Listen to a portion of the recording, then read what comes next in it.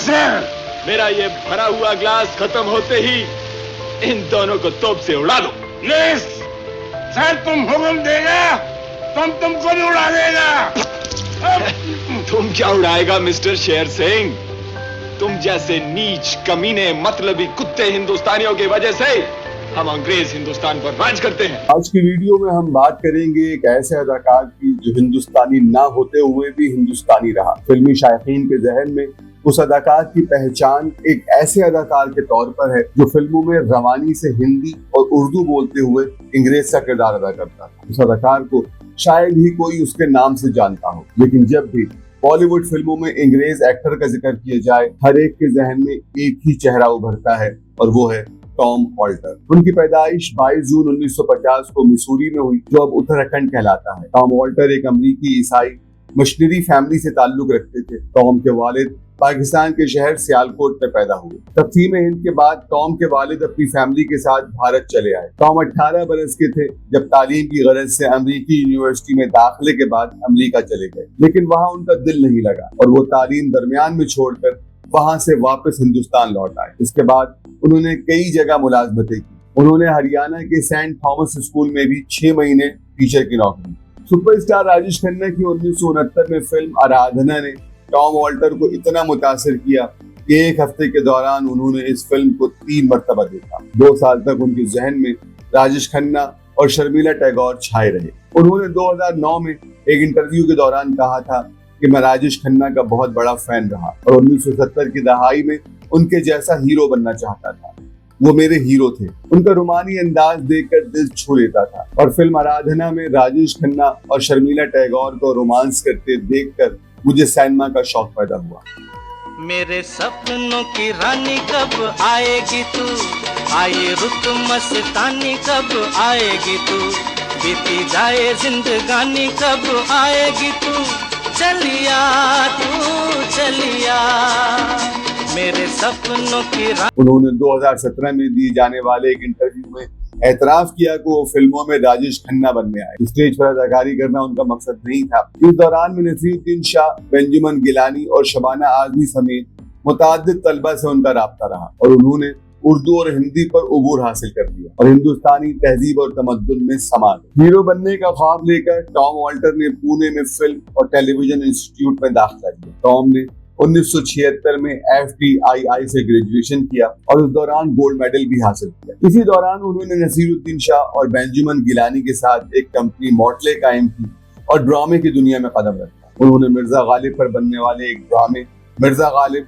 और मौलाना अबुल कलाम आजाद की जिंदगी पर मबनी प्ले मौलाना में शानदार किरदार अदा किया, जिसके लिए उन्हें हमेशा याद रखा जाएगा। हिंदुस्तान एक मुल्क है। आप सुन रहे हैं लियाकत अली खान साहब।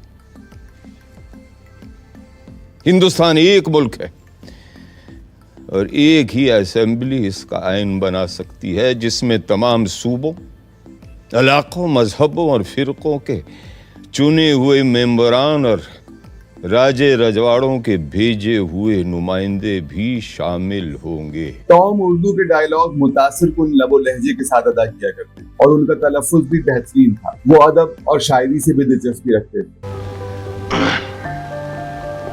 सदमा ना पहुंचे कोई मेरे जिस्म जार पर, आहिस्ता फूल डालना मेरे मजार पर, हर चंद खाक में था मगर ता फलक गया, धोखा है आसमान का मेरे गुबार पर। टॉम ऑल्टर ने बॉलीवुड में अपने करियर का आगाज 1976 में फिल्म चर्च से किया। फिल्म चर्च के बाद उन्होंने शतरंज के खिलाड़ी, देश प्रेमी, क्रांति, गांधी, राम तेरी गंगा मैली, कर्मा, सलीम लंगड़े पे मत रो, परिंदा, आशिकी, जुनून, वीर ज़ारा और मंगल पांडे समेत कमोबेश 300 से ज्यादा फिल्मों में अदाकारी। टॉम ऑल्टर ने अपने करियर के दौरान सत्यजीत रे से लेकर श्याम बेनेगल तक हिंदुस्तानी फिल्म इंडस्ट्री में चोटी के तकरीबन तमाम हिदायतकारों के साथ काम किया। उन्होंने कई बेहद मारूफ टीवी सीरियल्स में भी काम किया, जिसमें हिंदुस्तान एक खोज, ज़बान संभाल के, बेताल, 25 हातिम और यहाँ के हम सिकंदर काबिल जिक्र हैं। 1980 तो 1990 के दौरान टॉम ऑल्टर स्पोर्ट्स सहाफी भी रहे। वो टीवी पर सचिन तेंदुलकर का इंटरव्यू लेने वाले पहले सहाफी। Sachin, you must be getting tired now of people asking you questions and giving interviews or what? No, I think this is just start. since the start of it. It's part of being a cricket star also, no? To give interviews. Now, if you get selected to go to the West Indies, you'll be happy about that, or you think Yeah, you want of to wait a course. few years? Of course, I'll be happy. This is the right time to go. Yeah. You don't think you're too young? So many people are saying that Marshall is so fast and Ambrose is so fast that you'll have trouble facing them. What do you think? No, I won't have any trouble to face much. You prefer facing fast bowling? Yeah, I prefer always. What is fast the reason for that? bowling. I like to play 2008 में उन्हें film और cinema के शोबे में बेहतरीन खिदमात के लिए Padmashri award से भी नवाजा गया। टॉम ऑल्टर इसी बरस फिल्म सरगोशिया में भी नजर आए। उन्होंने 3 किताबें भी लिखी। टॉम ऑल्टर एक मुसन्निफ भी थे। उन्होंने longest race, rerun, it relative और बेस्ट इन द वर्ल्ड नामी किताबें लिखी।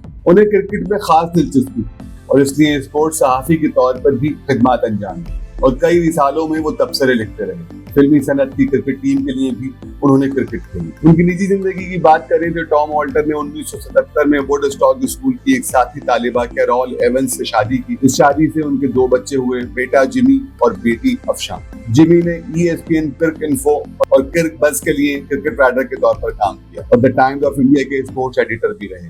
सितंबर 2017 के आगाज में टॉम को जिल्द के कैंसर की तशखीस हुई और 29 सितंबर की शब उन्होंने मौत को गले लगा दिया। इस तरह उर्दू का एक ऐसा चाहने वाला जो अहले जबान तो नहीं था बल्कि उर्दू तहजीब को उसने अपने लिए खुद मुंतखब किया था, हमेशा के लिए सबको अलविदा कहकर चला गया। वीडियो कैसी लगी कमेंट्स करें, वीडियो को लाइक और चैनल को सब्सक्राइब करें और बॉलीवुड की खबरें जानने के लिए जुड़े रहिए खबर वाला के साथ।